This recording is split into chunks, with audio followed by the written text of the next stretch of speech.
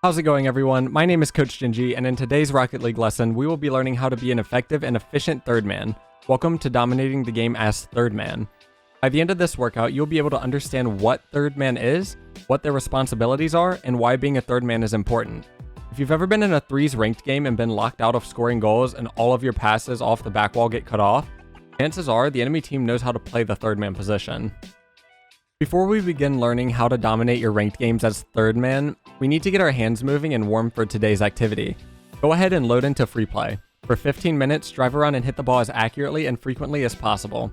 Try to calculate each of your touches to go exactly where you want the ball to go, and follow up your touches as quickly as possible. After you complete your 15-minute warm-up in free play, queue up one casual 3v3 game.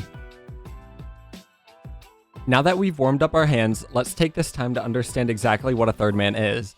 The term third man is synonymous with last defender. Every Rocket League player will at some point in time find themselves in a third man position through the nature of rotations. If you aren't familiar with 3v3 rotations, feel free to pause here and watch my video on the topic first, as I will be referencing it numerous times. If you've ever watched a RLCS match, you will hear casters refer to players as third man. After some analyzing, one can deduce the meaning either being literal last man back, or even just a player who has a more defensive playstyle. This is the player who should be ready for the absolute worst case scenario with every ball touch.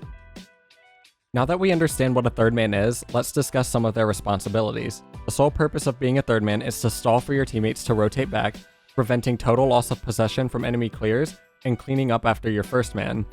As third man, you also control the entire offensive and defensive flows. For example, if you want to have a slow, calculated attack, you should hang further back to ensure the enemy team doesn't get a clear over your head.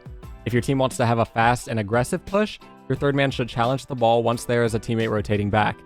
As third man, you should be aware of your teammates' positioning as well as analyzing opponent positioning. Since you have a view of the entire field, you should try to predict where the ball is going to go in each challenge, position yourself properly, and then hit the ball into open space, whether that means to one of your teammates or into the enemy net.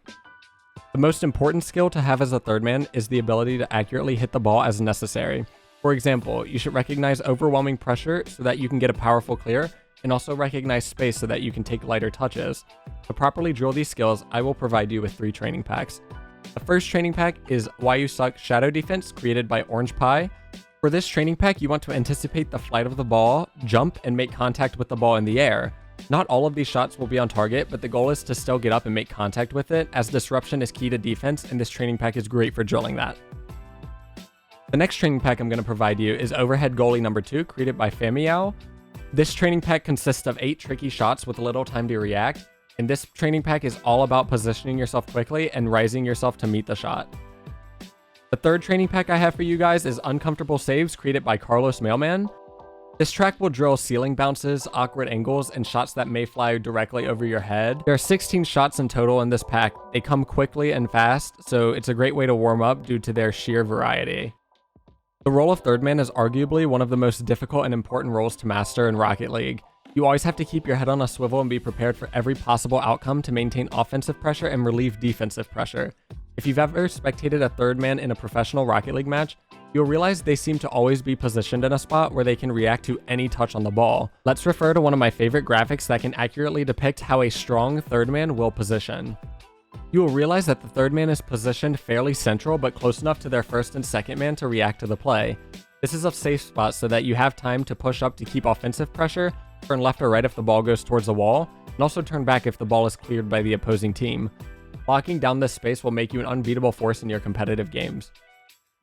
I hope this Rocket League lesson on third man positioning was beneficial for all of you. If you have any questions, please do not hesitate to reach out to me on Discord at MajesticGingy #7377.